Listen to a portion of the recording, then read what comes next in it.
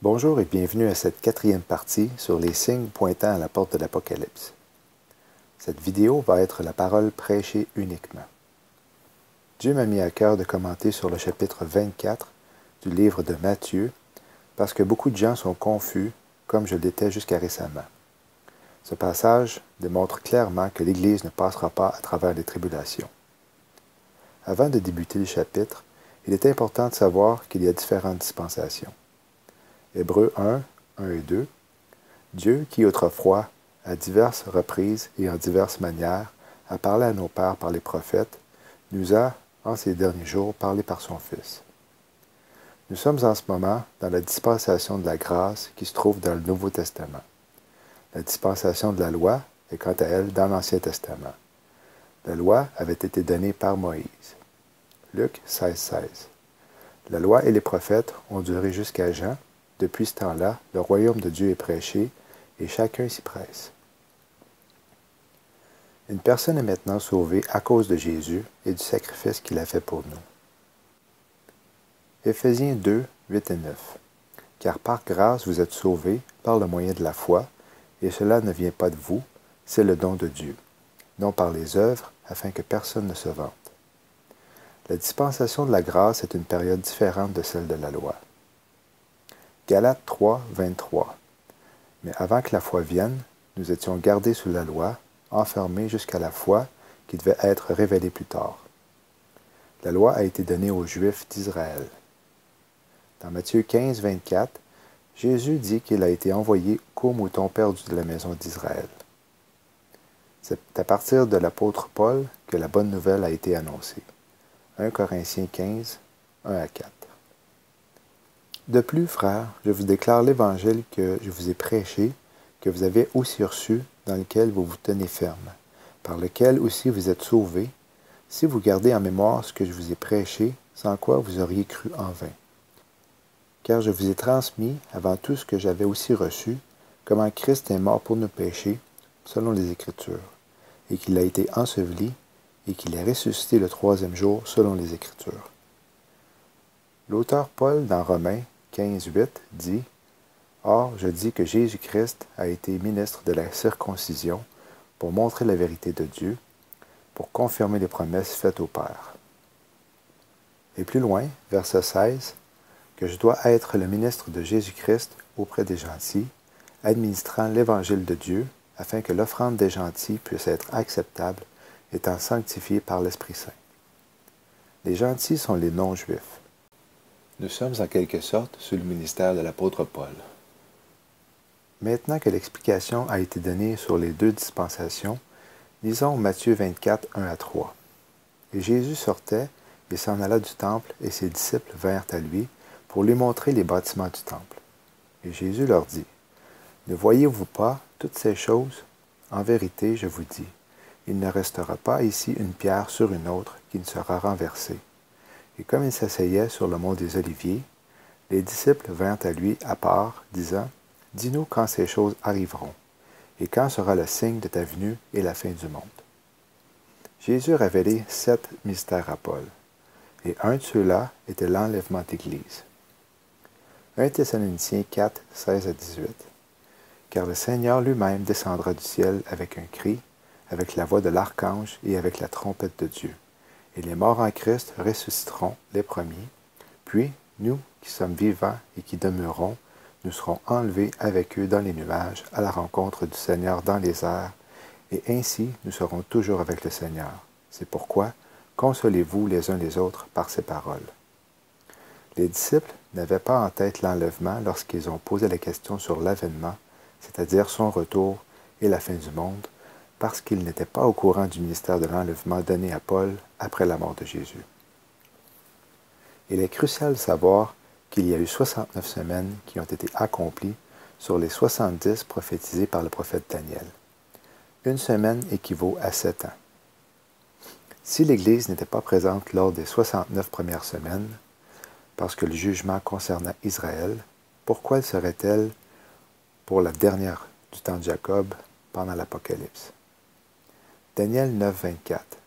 70 semaines sont déterminées sur ton peuple et sur ta sainte ville pour terminer la transgression et pour mettre fin au péché, et pour faire réconciliation pour l'iniquité, et pour amener la droiture éternelle, et pour sceller la vision et la prophétie, et pour oindre le plus saint. Daniel 9, 27. Et il confirmera l'alliance avec beaucoup pendant 1 semaine, et au milieu de la semaine, il fera cesser le sacrifice et l'oblation. Cette alliance, en passant, implique beaucoup de pays, et Israël pourrait être forcé ou ne pas avoir d'autre choix que d'accepter l'entente. Une autre façon de prouver que lorsque Jésus parlait des tribulations, il se adressait aux Juifs et non aux gentils. Jérémie 30, 3 à 7. Car voici les jours viennent, dit le Seigneur, où je ramènerai la captivité de mon peuple, Israël et Juda, dit le Seigneur, et je les ferai retourner dans le pays que j'ai donné à leur père, et ils le posséderont. Et ce sont ici les paroles que le Seigneur a dites au sujet d'Israël et au sujet de Juda. Car ainsi dit le Seigneur, nous avons entendu une voix d'angoisse et de frayeur, non pas de paix. Informez-vous maintenant, et voyez si un homme enfante. Pourquoi vois-je tout homme ses mains sur ses reins, comme une femme en travail? Et pourquoi tous les visages sont-ils devenus pâles? Hélas, car cette journée est grande, de sorte qu'il n'y en a pas de semblable. C'est même le temps de détresse pour Jacob, mais il en sera délivré. Jacob était le petit-fils d'Abraham, et son nom a été changé pour Israël. Jacob est le père d'Israël.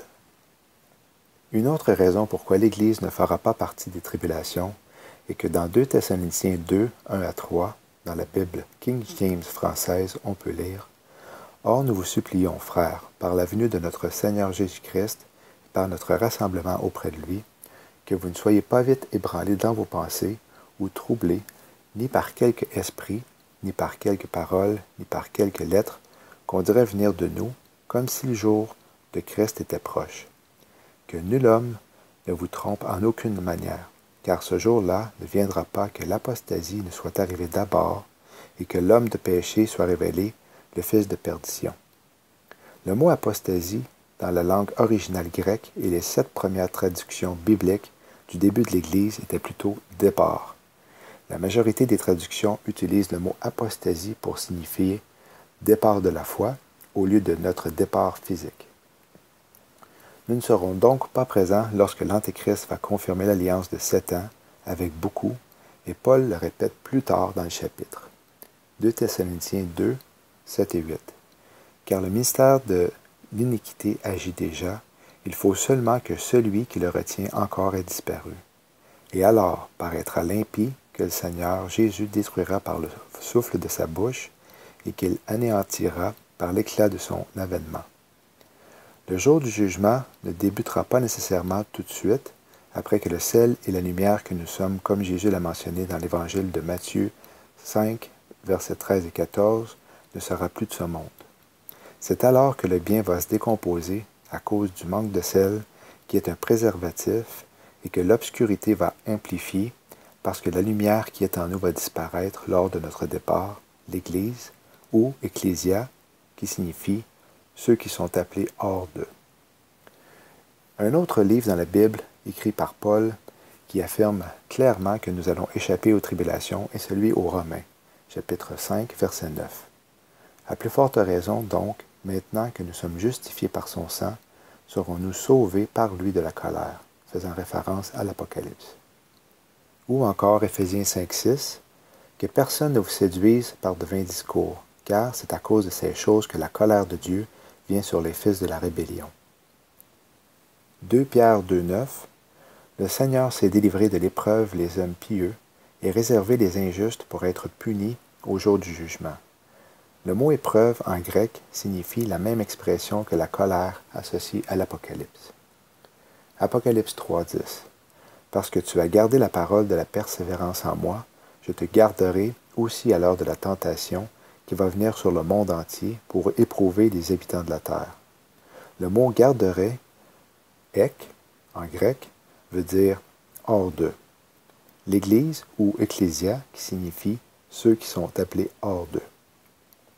Enoch a été un type de l'Église en étant enlevé avant le déluge. Genèse 5, 24. Enoch marcha avec Dieu, puis il ne fut plus, parce que Dieu le prit. Son nom veut dire « dédié ». Le livre de l'Apocalypse se divise en 3 sections. Le chapitre 1, verset 19, est un passage clé qui le prouve. « Écris donc ce que tu as vu, ce qui est et ce qui doit arriver ensuite. » Le verset se compose de 3 parties. La première est ce que Jean a vu, au chapitre 1er, c'est-à-dire la personne de Jésus-Christ. La deuxième partie dit « ce qui est », qui signifie l'âge de l'Église au chapitre 2 et 3. Et la troisième partie dit ce qui doit arriver, c'est-à-dire les 7 ans de tribulation et son retour du chapitre 4 à 22. La phrase « Celui qui a une oreille, qu'il entende ce que l'Esprit dit aux Églises » est répétée 7 fois dans les seuls chapitres 2 et 3 de l'Apocalypse, concluant chacun des messages que Christ adresse à chacune des 7 Églises. Par contre, Apocalypse 13, 9 dit « Si un homme quelconque a une oreille, qu'il entende. » Pourquoi Dieu n'ajoute-t-il pas, comme il l'a fait chaque fois dans les chapitres 2 et 3, ce que l'Esprit dit aux Églises? La réponse est évidente. L'Église n'est plus sur terre. L'évangélisation sera confiée aux 144 000 Juifs, Apocalypse 7, 1 à 8, aux 2 témoins surnaturels, chapitre 11, et à l'ange, 14, 6 et 7. Les chapitres 2 et 3 sont l'histoire de l'Église, et du chapitre 4 à 18, l'Église n'est pas mentionnée. L'enlèvement est clairement illustré au début du 4e chapitre, après l'histoire de l'Église, lorsque Jean est amené au ciel à la rencontre du Seigneur Jésus. Versets 1 et 2, on peut lire « Après cela, je regardai, et voici, une porte était ouverte dans le ciel. La première voix que j'avais entendue, comme le son d'une trompette, et qui me parlait, dit « Monte ici, et je te ferai voir ce qui doit arriver dans la suite. » Aussitôt, je fus ravi en esprit, et voici, il y avait un trône dans le ciel, et sur ce trône, quelqu'un était assis. 1 Corinthiens 15, 50 à 53. Maintenant je dis ceci, frères, que la chair et le sang ne peuvent hériter le royaume de Dieu, et que la corruption non plus n'hérite pas l'incorruptibilité. Voici, je vous dis un mystère. Nous ne dormirons pas tous, mais nous serons tous changés, en un moment, en un clin d'œil, à la dernière trompette, car la trompette sonnera, et les morts ressusciteront incorruptibles, et nous serons changés. Car ce corps corruptible doit revêtir l'incorruptibilité, et ce corps mortel doit revêtir l'immortalité. Écrit en l'an 55, avant la rédaction de l'Apocalypse en l'an 95. La trompette, dans ce passage, ne faisait donc pas référence à celle du livre de l'Apocalypse. Elle pourrait correspondre à la trompette associée à celle de la fête des trompettes dans le livre de Lévitique au chapitre 23 et les 7 fêtes de l'Éternel. Les 24 anciens et non vieillards, mentionnés au chapitre 4, verset 4, représentent l'Église à cause qu'ils sont assis sur des trônes portant des vêtements blancs et ayant des couronnes sur leur tête. Ces caractéristiques ont été promises dans la parole de Dieu pour ceux qui ont été fidèles. Apocalypse 3, 21 pour les trônes, Apocalypse 3, 5 et 18 et chapitres 19 et 8 concernant les vêtements blancs et les couronnes en Daniel 12, versets 1 à 3.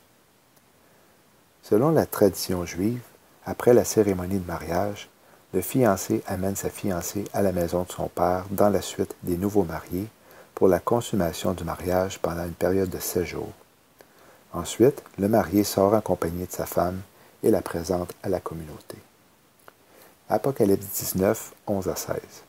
Et je vis le ciel ouvert, et voici un cheval blanc, et celui qui était assis dessus était appelé fidèle et vrai, et avec droiture, il juge et fait la guerre.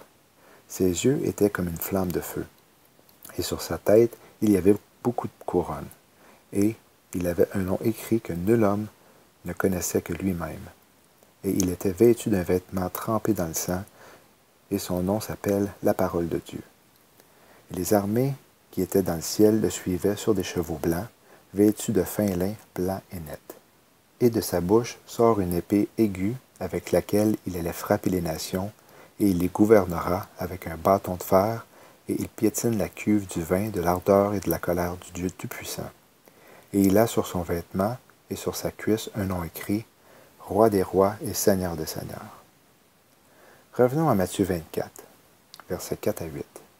Et Jésus répondit et leur dit, prenez garde que nul homme ne vous induise en erreur, car beaucoup viendront en mon nom, disant, je suis Christ, et ils en tromperont beaucoup.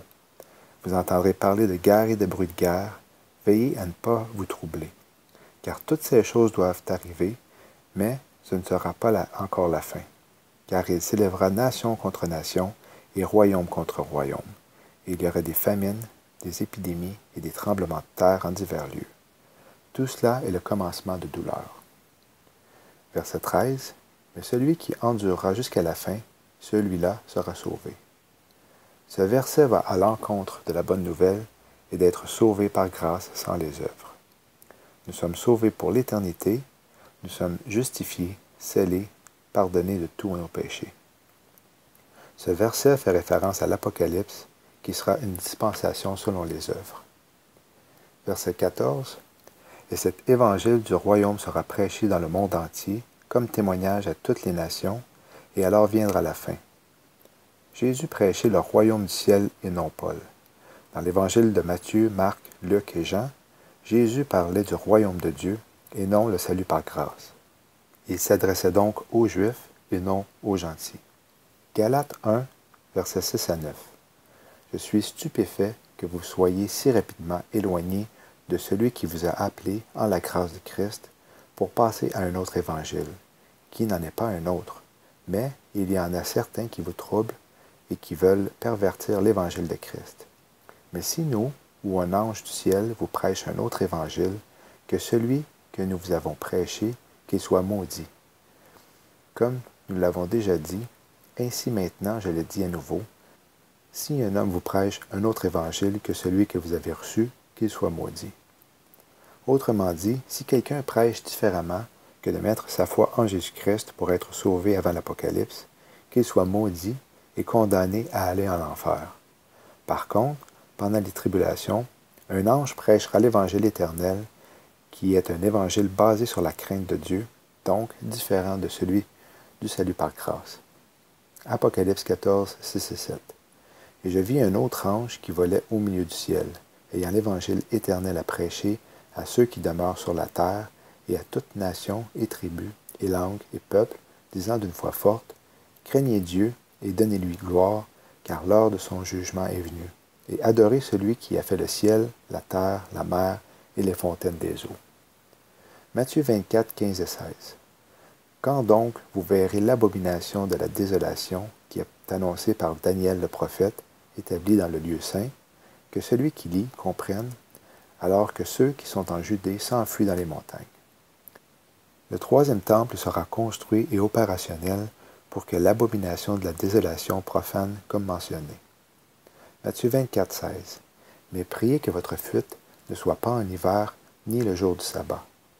Encore là, le sabbat est pour les Juifs qui n'ont pas reçu Jésus comme leur sauveur, parce qu'en lui est le repos. Exode 31, 16. C'est pourquoi les enfants d'Israël garderont le sabbat, pour observer le sabbat dans toute leur génération, pour une alliance perpétuelle. Matthieu 24, 22. Et si ces jours-là n'étaient pas abrégés, aucune chair ne serait sauvée. Mais à cause des élus, ces jours-là seront abrégés. Les Juifs sont les élus, tandis que les gentils sont les non-Juifs.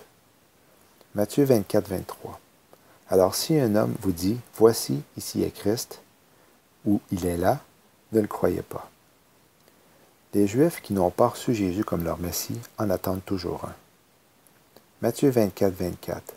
Car il s'élèvera de faux Christ et de faux prophètes, et ils feront de grands signes et des prodiges, à tel point que, s'il était possible, ils tromperaient les élus mêmes. 1 Corinthiens 1, 22 dit que les Juifs se basent sur les signes pour croire, car les Juifs demandent un signe. Les 144 000 Juifs et les 2 témoins de l'Apocalypse vont en performer pour qu'ils croient. Matthieu 24, 26. C'est pourquoi, si on vous dit, voici, il est dans le désert, n'y allez pas, voici, il est dans les chambres secrètes, ne le croyez pas. Les déserts ne sont pas connus en Amérique comme ce l'est au Moyen-Orient. Même chose pour les chambres secrètes qui me font penser à l'endroit où était le tombeau de Toutankhamon. Matthieu 24, 27 et 28. Car comme l'éclair vient de l'est et brille jusqu'à l'ouest, ainsi sera aussi la venue du Fils de l'homme.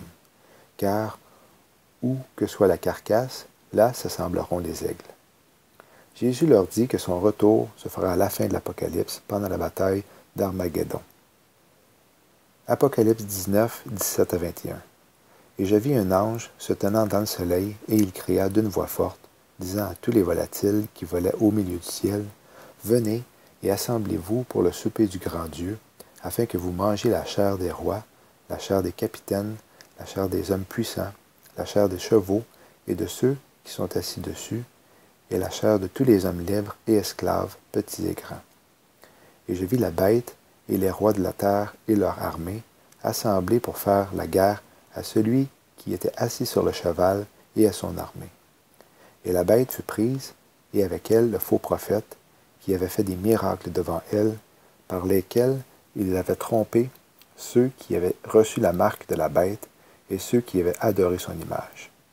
Tous deux furent jetés vivants dans l'état de feu embrasé de soufre, et le reste fut tué par l'épée de celui qui était assis sur le cheval, laquelle épée provenait de sa bouche, et tous les volatiles furent rassasiés de leur chair. Matthieu 24, 32. Or apprenez une parabole du figuier.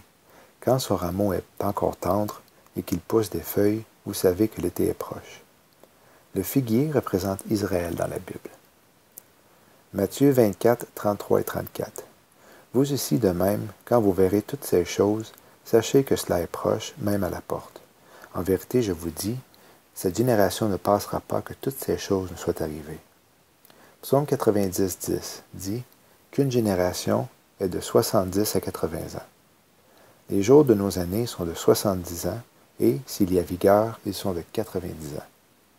Quelles sont les choses qui doivent arriver? Ceux qui vont venir en son nom, qu'il s'élèvera nation contre nation et royaume contre royaume, qu'il y aura des famines, des épidémies et des tremblements de terre en divers lieux.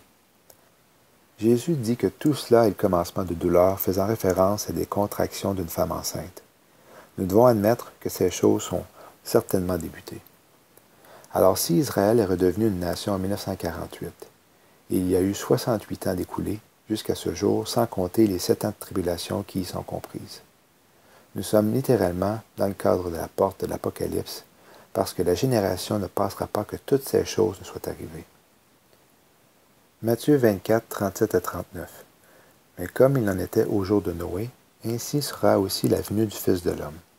Car comme dans les jours avant le déluge, on mangeait et buvait, on se mariait et on donnait en mariage, jusqu'au jour où Noé entra dans l'arche, et ils ne surent rien jusqu'à ce que le déluge arrive et les emporte tous.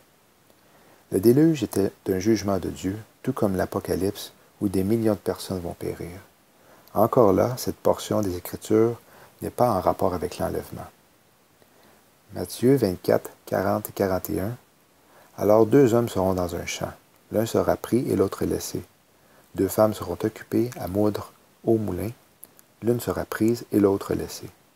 Ce passage fait référence à la période de l'Apocalypse et n'a absolument rien à voir avec l'enlèvement qui se produit avant les tribulations. Voilà, j'espère que vous avez apprécié et que la paix de Jésus puisse continuer de vous bénir. Maranatha.